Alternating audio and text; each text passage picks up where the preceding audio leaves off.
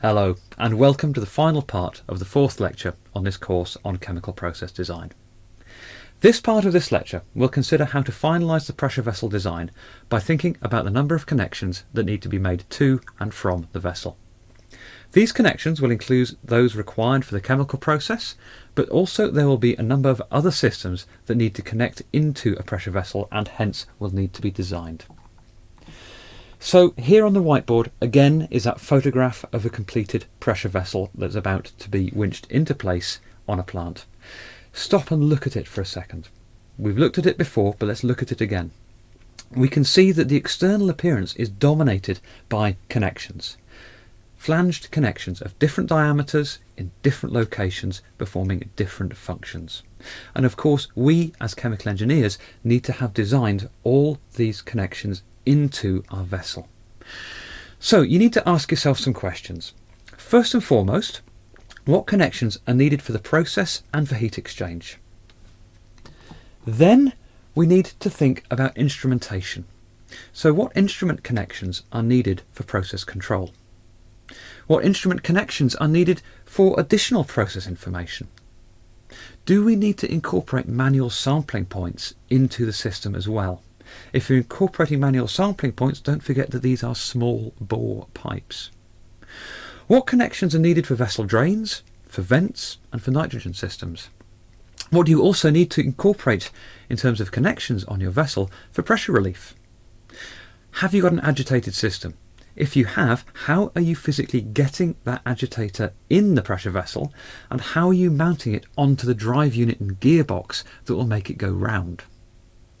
Also, when it comes to inspection, how are you going to inspect this vessel? How are you going to get inside it? Do you need an access hatch? Or are you just going to simply lift the lid off it? In this example, you lift the lid off. For distillation columns, typically there are access hatches every 5 to 8 distillation trays.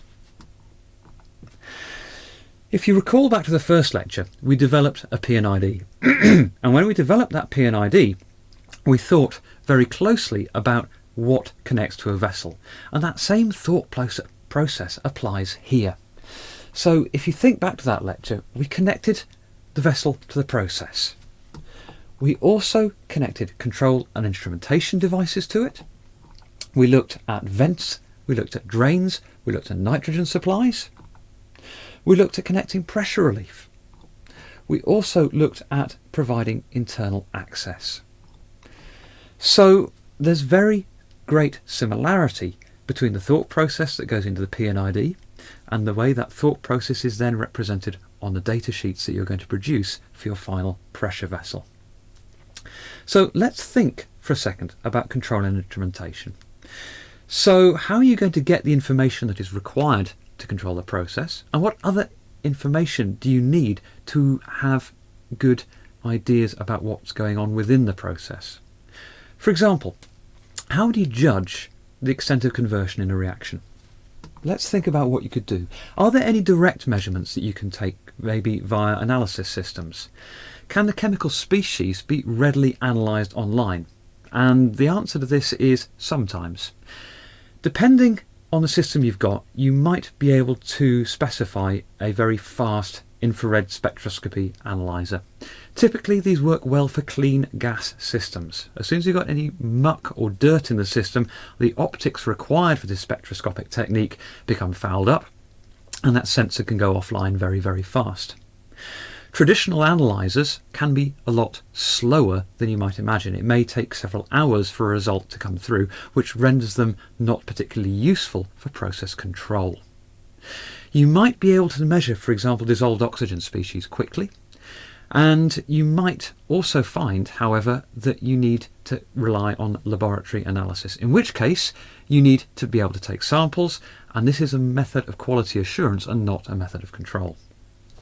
So direct measurement of composition is not always trivial and may not be possible. So we need to think about indirect measurements. So let's think about temperature profiles. Let's think about pressure profiles. If you know temperature and pressure, and you know what chemistry is going on, then as long as you've got a decent thermodynamic model, then you can back calculate compositions using vapor equilibrium considerations. If you've got a batch reaction and we're worried about extent of reaction, is there something happening in that reaction, a change that's happening, that you can monitor?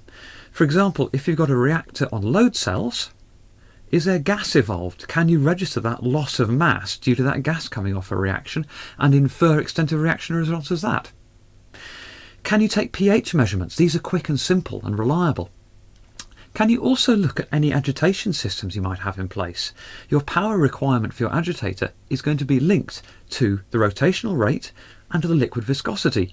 So is there a viscosity range associated with your chemical reaction, and does an increase in viscosity signify the completion of a chemical reaction? In which case, can you infer that via your agitator power? So, the end game for the chemical engineer is this, the vessel datasheet.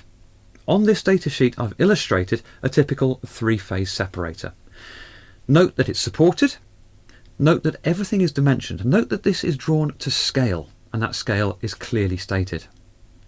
Note that I've provided connections to the process, connections to pressure relief, connections to instrumentation, and connections to vents and drains. This is the starting point for the conversation you have with the mechanical engineers. So this piece of information conveys all the process information that is required. The mechanical engineers will then take that and convert it into something like this. They will go through the full 3D CAD process, the full stress analysis process, and go through all the construction codes and regulations that are required to safely build one of these pieces of equipment. So let's wrap up and discuss a few key points. Once the pressure vessel size has been finalised, work out the connections into and out of it. Don't forget to include the following: process connections, control and instrumentation connections, vents, drains and nitrogen system connections, connections to pressure relief systems, connections to agitators if applicable, and the provision of internal access. Summarise your design in a datasheet. Make sure it's containing all the information that you've got available, that you've got a good scale drawing that includes everything that I've mentioned on it. And this is a starting point for the mechanical engineering team to progress the design further.